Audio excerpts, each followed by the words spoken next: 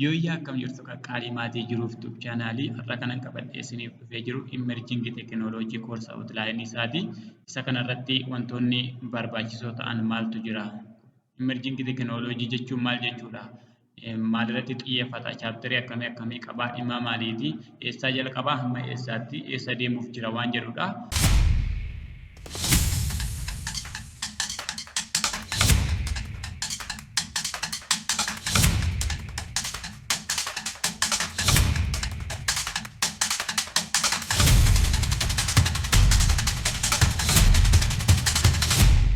Koorsa outlaayinii dhimma baay'ee murteessaadha barnoota keessatti.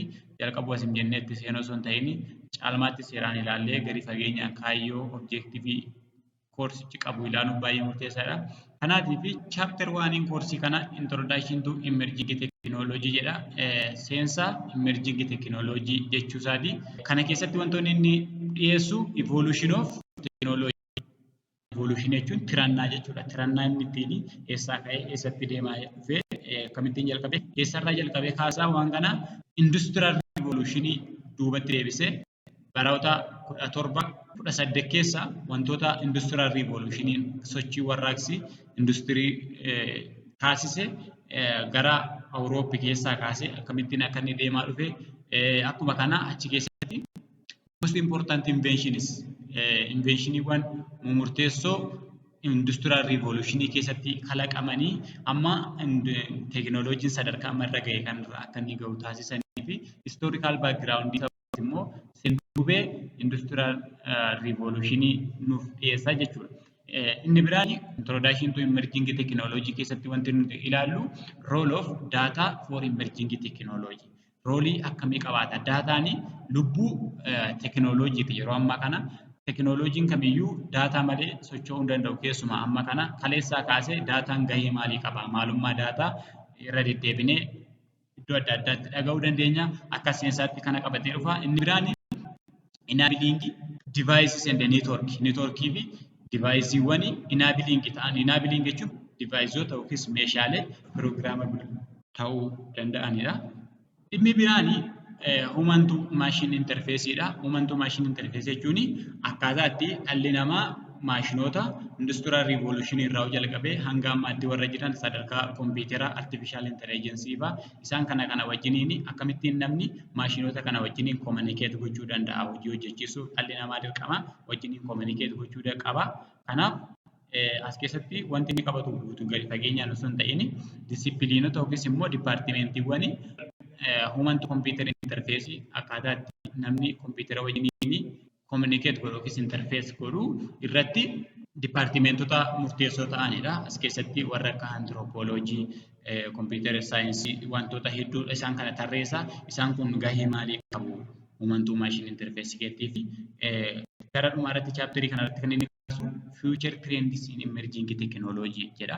Future trend yookiis immoo gara fuulduraatti teekinooloojiota ka'uu danda'an isaan sana kaasa kan bara 2019 kaasa inni kaarikulamii kitaabni sun yookiis immoo moojuulli sun qophaa'een nun wantoota yeroo ammaa kana 2025 irraa kaasanii gara fuulduraatti argamuu danda'an haayilaayitii isaanii irratti daballee ilaaluu dandeenya. Chaaptar 1 kana yoo ta'u chaaptar 2 daataa saayinsii jetti. Daataa saayinsii maalummaa daataa saayinsiiti. Daataa saayinsii jechuun disipiliiniidha yookiis immoo dipaartimentii baay'ee guddaa ta'edha. Yeroo ammaa kana baay'ee guddachaa kan jiru. As keessatti poointiiwwan inni kaasu overview daataa saayinsii ni kaasa. Overview immoo haayilaayitii isaa maal akka inni ta'e maalirratti akka inni xiyyeeffatu maal iskooppii fi objektiivii isaati. Inni biraan konseptii daataa fi infoormeeshinii. Daataan maali? Infoormeeshiniin maali? Inni biraan daataa taayipiidha. Daataa taayipii and their representation. Daataan perspeektiivii adda addaatiin taayipii qaba. Daataan kompiitar piroogiraamingii perspeektiivii yookiis immoo akkaataa ilaalcha warra kompiitar piroogiraamingiitiin daataan taayipiiwwan adda addaatu jira yookiis immoo gosoota daataa adda addaatu jira. Akkuma kana immoo daataa analaayistoonni immoo daataa kana akkaataa adda addaatiin taayipii godhu yookiis immoo gosa qoqqoodu kilaasifikeeshinii itti kennu jechuudha. Isa kana keessatti maalummaa daataa, taayipii daataa fi ripirezenteeshinii isaanii akkamittiin daataa kana gara kompiitaraattis haa ta'u wanta tokko tokkotti ripireezent yookiis bakka buusuu dandeenya wanta jedhudha. Maaliif daataa nuti qabnu wantoonni biraan akkaataa itti namni hubatuuni maashinoonni hubachuun garaagarummaa waan qabuuf akkamitti ripireezent akka goonudha jechuudha. Inni biraan konseptii daataa vaaliyuu cheen. Daataa vaaliyuu cheen jechuun akkamittiin daataa funaannee pirooses goonee istoor goonee yuus gochuu dandeenya fayyadamuu dandeenya vaaliyuu itti kennuu jechuudha. Daataa vaaliyuu yoo kana ta'e konseptiin biraan beezik konsept of biig daataa. Biig daataan maal akka inni ta'e beezik konseptii isaa ilaatiidha. Addunyaan keessumaa teekinooloojiin yeroo ammaa kuni biig daataan baay'ee waan murteessaadha. Daataa saayinsii kan inni xiyyeeffatu keessaa daataa biig daataadha. Amma fakkeenya salphaa yoo isin fudhadhee baankiiwwan guyyaa kana tiraansaakshinii yookiis immoo daddabarsa maallaqaa fi wantoota addaa garaa hedduu raawwachaa oolu. Inni kun akkamittiin akka inni pirooses ta'u sadarkaa kompiitaraatti yoo ilaalle daataa baay'ee guddaa ta'etu socho'aa oola. Isa kana keessatti amaloota biig daataa akkamittiin maloota teekinooloojiiwwan daataa kana maneej gochuudhaaf nu gargaaranii wantoota chaalenjii ta'anii fi advaanteejii fi disadvaanteejii biig daataa kaasa chaapter 2 kanaaf daataa saayinsiin kana yoo ta'e chaapter 3 irratti immoo dhimma yeroo ammaa kana baay'ee murteessaa ta'e artificial intelligensii nuuf kaasa. Wanti qabu hubachuu qabnu as keessatti what is artificial intelligence? Artificial intelligence maalidha?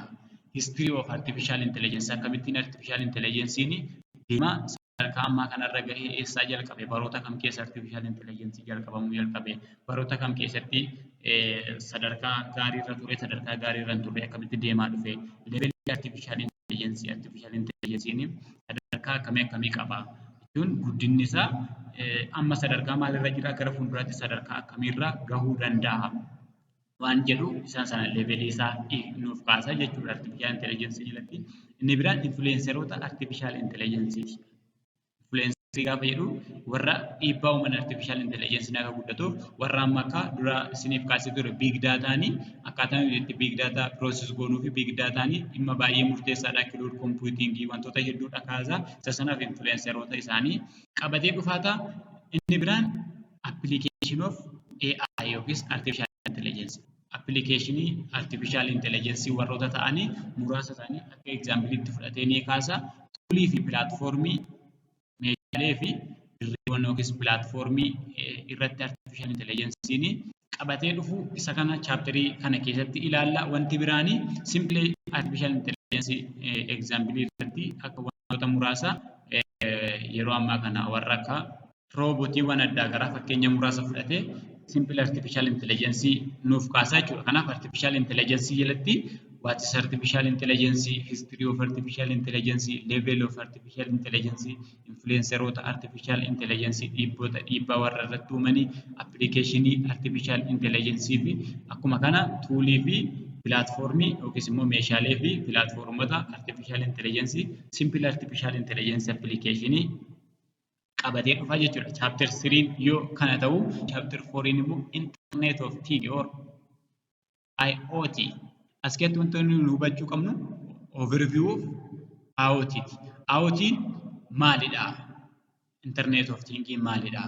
Seenaan isaa akkamittiin deemaa dhufe? Advantage fi disadvantage isaa. How it work? Architecture isaa akkaataatti internet of things'n architect ta'uu yookiis immoo ijaarama isaati jechuudha. Sadarkaa inni ittiin ijaaramu device'ootaa fi networkidha. Akkaataa meeshaalee akkamii akka inni qabaatu warra akka sensorii fi networkiiwwan akkaataa itti internet ta'u internet jechuun networkidha. Networkii high ta'edha. Kanaatiif as keessatti isa kana ilaalla. Inni biraan internet of things tools and platform meeshaalee fakkeenyatti fudhatee as keessatti internet of things agricultureewwan adda addaa keessatti qonna barnoota keessatti akkaataa itti manneen smart home fa'aa manni smart home ta'ee saatii smart ta'ee kan bilbila keenya wajjin wal qabatanii meeshaalee adda addaatiin wal qabatanii meedisinii adda addaa keessatti IoT tools and platform jedhu qabatee dhiyaatu. Chapter 5 irratti immoo augmented reality or AR waan jedhu yaada. Augmented reality. Kana jechuun augmented jechuun arbeessuu waan akka arbeessuu wayii jechuudha. Reality waan jiru tokko waan xiqqaa tokko guddaa goonee wanta bifti isaa tokko bifa biraa wayii qabsiisnee augment goonee agarsiisuudha. Akkamittiin tekinooloojiin augmented reality akkamitti akka inni hojjetu maal akka inni ta'e as keessatti chaapteriin kun qabatee dhufee jira. Chaapterii kana jalatti overview akkuma duraanii overview AR kana yookiis immoo augmented reality kanaanii kaasa. Overview isaati wanti jalqabatti ilaallu. Maaliif konseptiin kun haaraa waan ta'eef highlight isaa maalidha? Maal qabata? Maalirraa hojjetama? Akkamitti hojjeta waan jedhu overview isaa ilaalla. Inni biraan dhimma kana keessatti wanti ilaallu virtual reality waan jedhu jira. Augmented reality maali? Virtual reality. Augmented reality jechuun waan jiru tokko baay'ee guddisuudha. Wanta argaa jirru tokko, wanta beeknu tokko bifa arginurraa yookiin halluuwwan adda addaa itti daballee yookiin kallattii isaa jijjiirree wantoota tokko akkaataa itti inni jirurraa bifa addaa qabachiisu yoo ta'u, virtual reality jechuun immoo wanta faaktii amma ijaan argaa hin jirre tokko kompiitara fayyadamnee akkaataa itti visualize arguu dandeenyu wantoota amma hin jirre wanta hin jirre tokko jechuudha. Wanta hin jirre jechuun real environment keessa kan hin jirre real environment jechuun real environment wanta nuni ijaan agarru kana physical sensory sensii qaama keenya kana warra nuni arguu hin dandeenye yookiis immoo dhaga'uu hin dandeenye bifa kompiitara virtual yookiis immoo wanta ideal ta'e tokko jechuudha. Bifa ideal ta'e tokko gara kompiitaraatti finnee kompiitaraan immoo realiitiitti finnee isa kanadha jechuudha. Inni biraan konseptii mixed reality.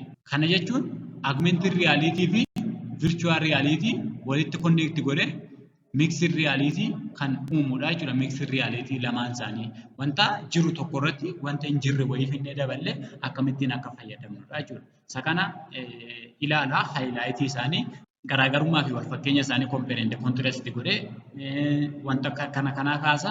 Inni biraan architecture augmented reality ti. Akkaataa ijaarama isaa sadarkaa inni ittiin ijaaramu qaamota inni qabatu yookiis immoo siistemni kun maal of keessatti qabata beezii irraa kaasee hanga physical system isaatiitti jechuudha. Wanti biraan as keessatti ilaallu chapter augmented reality jalatti application of augmented reality ti. Augmented reality application akkamii akka inni qabu education keessatti augmented reality application akkamii qaba? Medicine keessatti focus fayyaa qoricha keessatti augmented reality akkam advantage akkamii fi applicationiiwwan achi keessa jiran entertainment bashannana keessatti geemiiwwan adda addaa amma geemiin augmented reality kanaan keessuma augmented reality geemii keessatti waan baay'ee hawwataa fi dinqisiisaa ta'e tokkodha. Inni ilaalla chapterii itti kan nagari fageenyaan ilaallu keessatti. Chapter 16 Ethics and Professionalism of Emerging Technology jedha. Emerging Technology ni ethics akkamii qaba yookiis naamusa akkamii qabaa fi professionalismii sadarkaa highest ta'e tokkorraa professionalitiin ta'uu kan dandeenyu naamusoota professionalismii tokko inni qabatee jiru dhiyeessa. Kana jechuun naamusa tekinooloojiin qabu. Tekinooloojii akkuma argine fudhannee kaanee addunyaa ittiin balleessuun nurra hin jiraatu yookiis immoo dhala namaa miidhaa ittiin irra geessisuun hin jiraatu. Amma dhalli namaa tekinooloojii qabna jedhee akkuma arge qawwee oomishe jedhee qawweedhaan nama dha'uu hin qabu. Saayibar siikuriitiin danda'a jedhee siisteema dhaabbata ta'e tokko akkuma arge haa godhe yookiis immoo hatee waan barbaade godhachuu irra hin jiraatu jechuudha. Naamusa akkamii qaba? Seerota jiran isaa kana irratti ilaala.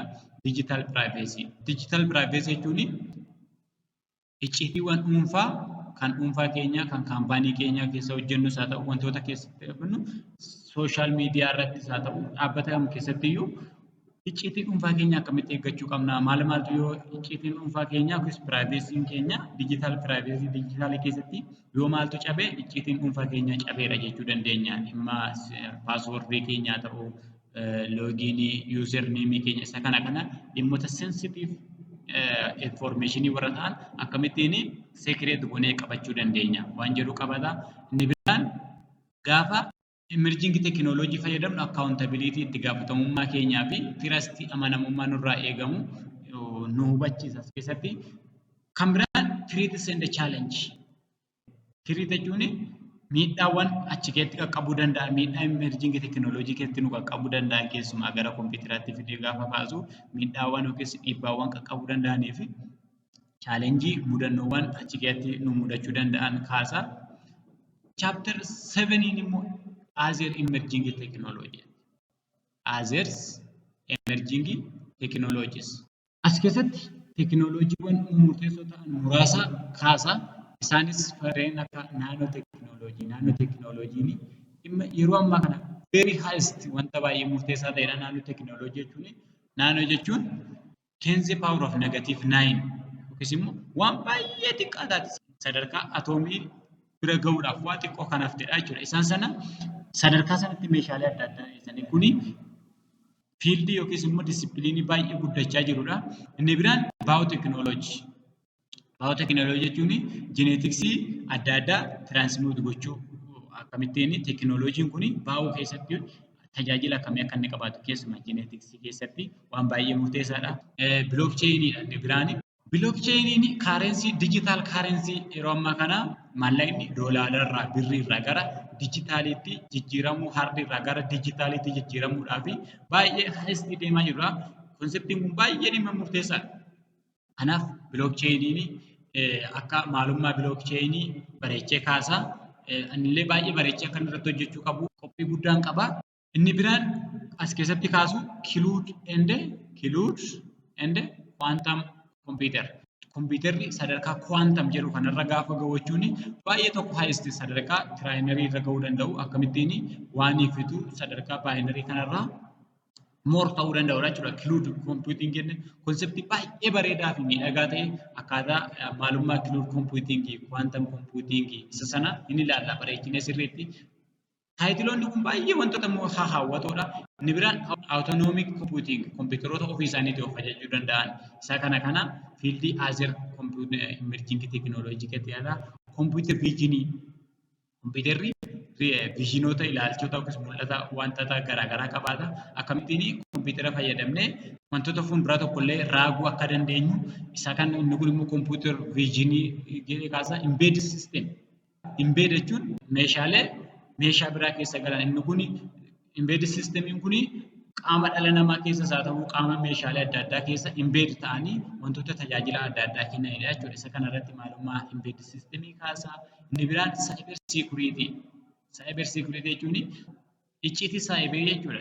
Saayibariin maal akka inni ta'e saayibar siikuriitii yeroo ammaa kana keessumaa dhimmi saayibar siikuriitii dhimma addunyaa biyyoonni addunyaa baay'ee tokko atteeshin ta'anii dhimma dhuunfaa isaanii eeggachuuf daangaa isaanii eeggachuuf qilleensa isaaniis haa ta'u wantoota adda addaa keessatti saayibar siikuriitii dhimma baay'ee murteessaa ta'e kana hin ilaallaa gadi fageenyaan bareechinee irratti xiyyeeffata jechuudha.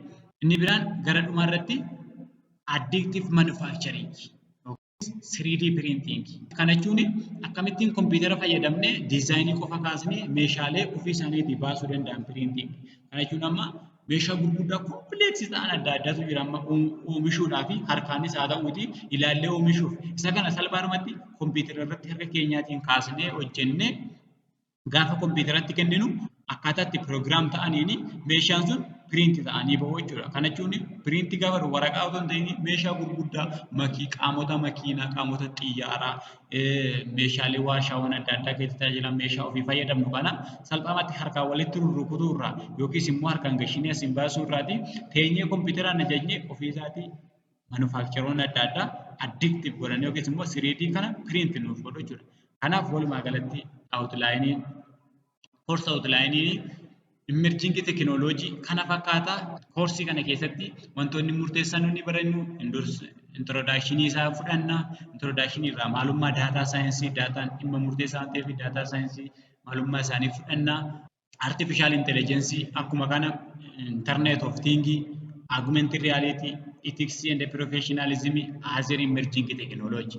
Dursinee osoo waa tokko hin jedhin isaan kana mataa keenya keessatti bareechinee qabachuu qabna jechuudha. Maalan baradha as keessatti wanta jedhu dursinee sirriitti yoo adda baasnee barnootichatti gaafa seennu akka gaariitti qalbii fi yaadni keenya xiyyeeffatee hordofaa.